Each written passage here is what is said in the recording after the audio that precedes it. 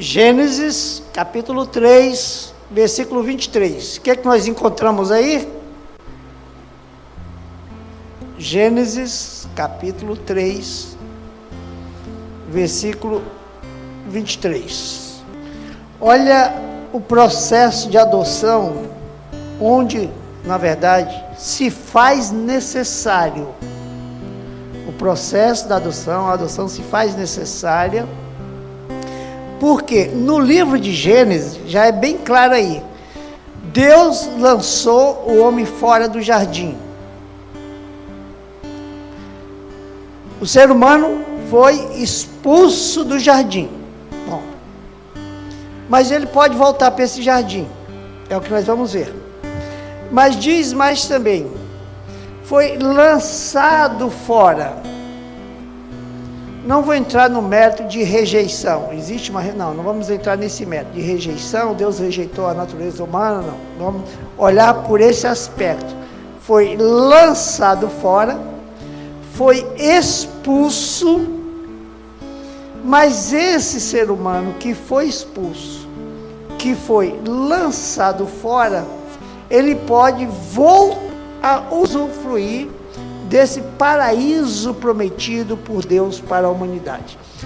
Mas enquanto algo vai acontecer, nos 8:23, Romanos capítulo 8, 23.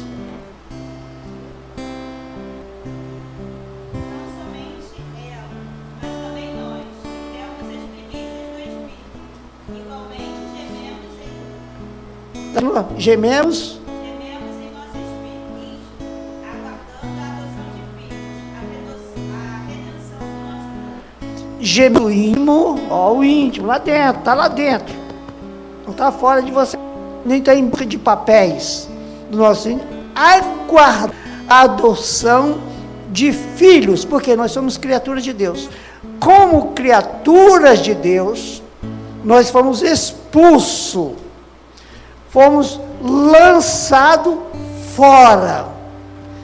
E agora, em Romanos 8, 23, diz que nós gememos, é o que está escrito aí, vale o que está escrito.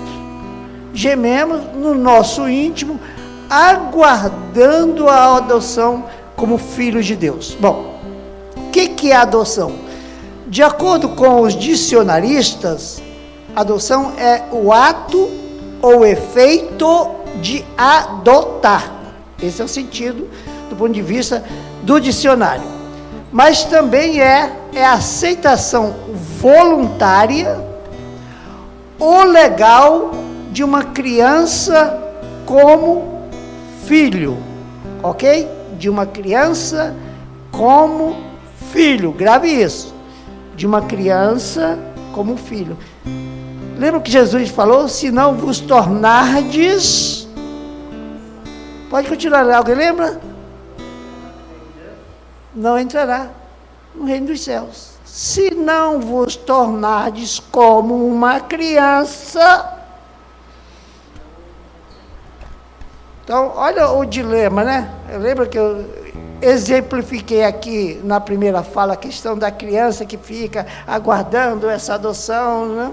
E a palavra de Deus tem essa qualidade. Então, na verdade, a adoção é um quadro tão delicado que Berkhoff, um grande teólogo, já afirmava lá nos seus escritos e deixou isso registrado, que a adoção, na verdade, já existia antes do princípio, antes de Abraão, para ser legitimado na pessoa de Cristo Jesus. Então é Jesus Cristo quem vai dar a adoção. A semelhança do universo do mundo jurídico, que faz a adoção legal. Do ponto de vista de adotados por Deus como filho de Deus, é Jesus Cristo quem vai dar esse poder. E em meio a isso, nós vamos encontrar algumas falas que vai proporcionar uma oportunidade reflexiva. Abre lá em Gálatas, capítulo 4, Gálatas, capítulo 4, do versículo 1 ao versículo 7. Mas os versículos de referência vai ser apenas o 4 e o 5, mas nós vamos ler Gálatas, capítulo 4, do versículo 1 ao versículo 7. Esse texto reforça e ajuda uma compreensão melhor dessa proposta nossa, do ponto de vista de compreensão sobre a adoção. Gálatas capítulo 4, do versículo 1 ao versículo 7. Olha o que está escrito aí no... quer ler? Alguém quer ler? Não, pode ler, é sempre boa participação. Lê em voz bem alta aí. Se quiser o microfone é bom, porque não sei se está gravando, né? Porque da outra vez fizeram um vídeo sensacional. Parabéns pelo vídeo, viu? Gostei. Eu nunca tinha me ouvido, tinha a oportunidade de escutar e foi fantástico. Então usa o microfone em voz bem alta aí, como professora que você é, acostumada a falar em público. Digo, pois, que durante o tempo em que o herdeiro é menor, em nada difere de escravo, posto que é ele senhor de tudo, mas está sob tutores e curadores até o tempo predeterminado pelo Pai. Assim, também nós, quando éramos menores, estávamos servilmente sujeitos aos rudimentos do mundo. Vindo, porém, à plenitude do tempo, Deus enviou seu Filho, nascido de mulher, nascido sob a lei, para resgatar os que estavam sob a lei, a fim de que recebêssemos a adoção de filhos. E porque vós sois filhos, enviou Deus ao nosso coração o Espírito de seu Filho, que clama, Abba, Pai. De sorte que já não és escravo, porém filho, e sendo filho, também herdeiro por Deus. Então, a adoção, ela tem esse benefício. O adotado passa a ter direitos legais, legítimos. E aqui, do ponto de vista espiritual, nós passamos a receber também esse direito. Então, olha que coisa bacana. Obrigado pela leitura, minha irmã.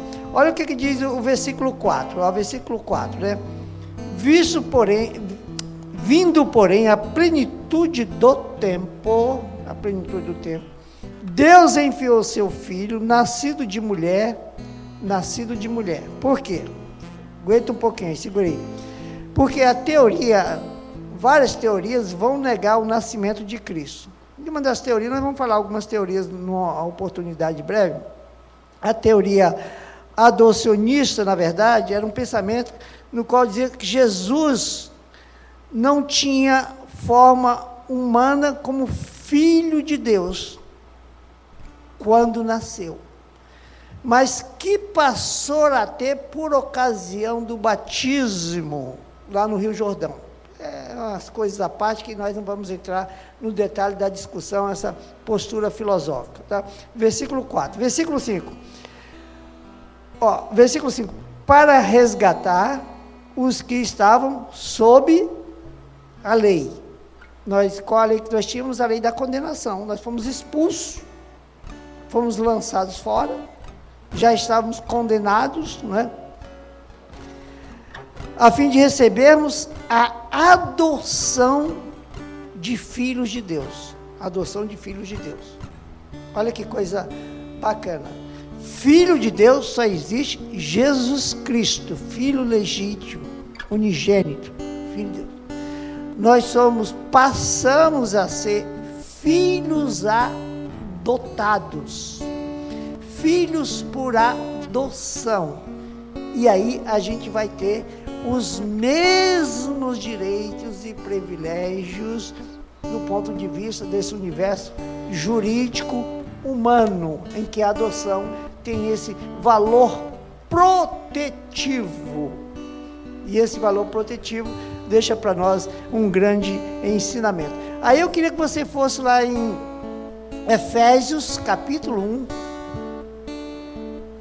Efésios, capítulo 1.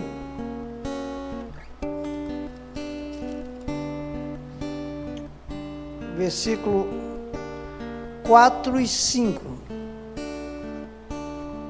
Vou ler o versículo 3, 4 e 5.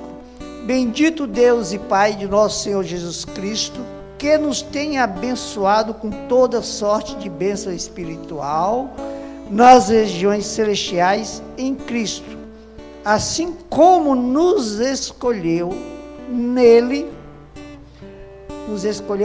está falando de Jesus Cristo, né? Por isso que Berkoff vai falar, antes de Abraão, antes de tudo, Deus já tinha, por adoção, já tinha escolhido, né? Antes da fundação do mundo, para sermos santos e irrepreensíveis perante Ele e em amor. Versículo 5.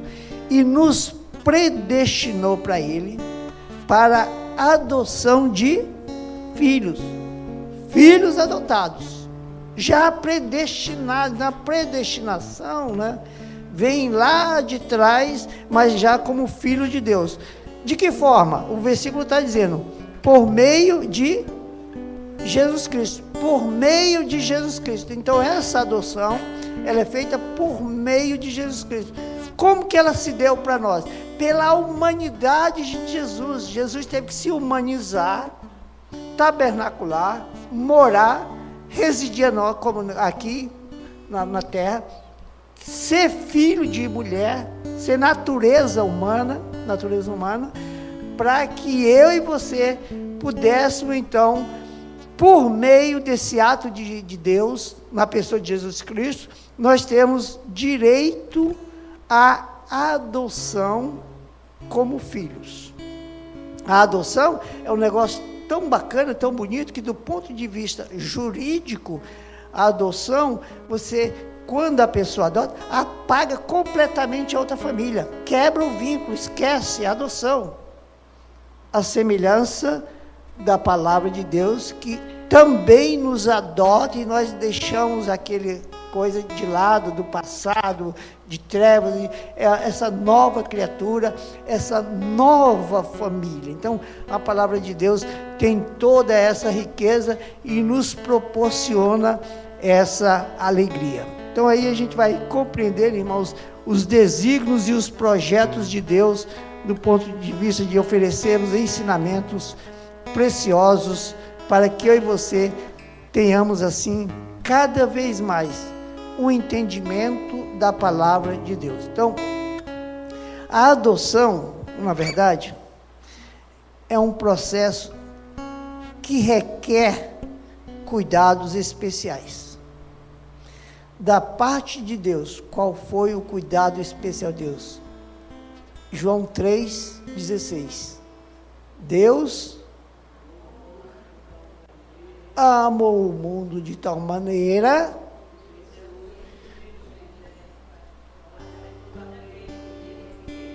não pereça, mas tenha a vida eterna. Então, olha a expressão do amor de Deus do ponto de vista de adotar alguém. Primeiro, amor profundamente. A adoção tem que ser por amor. Se não for por amor, tem complicações e implicações, e às vezes por amor também tem. E Deus, nesse cuidado especial, deixou para nós essa riqueza a ponto de eu e você percebermos essa realidade dessa adoção. Se do ponto de vista humano, do ponto de vista jurídico, legal, uma adoção tem que ser, eu sempre recomendo lá, pessoal, eu não trato de adoção, apenas aspecto psicológico, emocional, se a pessoa pretende, a gente orienta e caminha para lá. Quando trabalhava em abrigo, né? Uma adoção tem que ser pensada. Você quer adotar uma pessoa? Você tem estrutura emocional? Você tem estrutura física? Você tem estrutura familiar? Você tem estrutura financeira para isso? Você tem? Então você vai se candidatar. Toda adoção, ela é pesada. Pesa do ponto de vista financeiro, emocional, emocional, espiritual. E toda adoção tem que ser muito bem avaliada. Do ponto de vista espiritual é a mesma coisa. Só que Deus pensa por mim. Ele avalia por mim. Oi, pode perguntar. Pode perguntar. A gente não tenta pegar um animal para adotar um animal, é a mesma coisa. É, exatamente. É isso aí, isso aí. Então, você vê que o detalhe da adoção, como ele é bem delicado, e aí você vai entender por que Deus ama o mundo primeiro, para depois mandar o filho, e esse filho vai nos adotar, vai nos levar para ele, vai nos privilegiar, cheio de direitos, de benefícios, coisas maravilhosas, são desígnios de Deus, projeto de Deus, vontade do Senhor. Então, Deus age dessa forma magnífica e especial, e assim nós vamos cada vez mais entendendo por que Deus nos adotou. E aí, abre lá em Atos 17, versículo 28. Você sabia que, no ponto de vista jurídico, se você adotou, você não pode devolver a criança? Juridicamente, não. Deus também, quando adota, Deus não devolve. Não é? Deus não devolve. Uma vez salvo, salvo para sempre, sofre, quebra, cai, levanta, mas Deus está. Né? Atos 17, versículo 28. O que está escrito aí?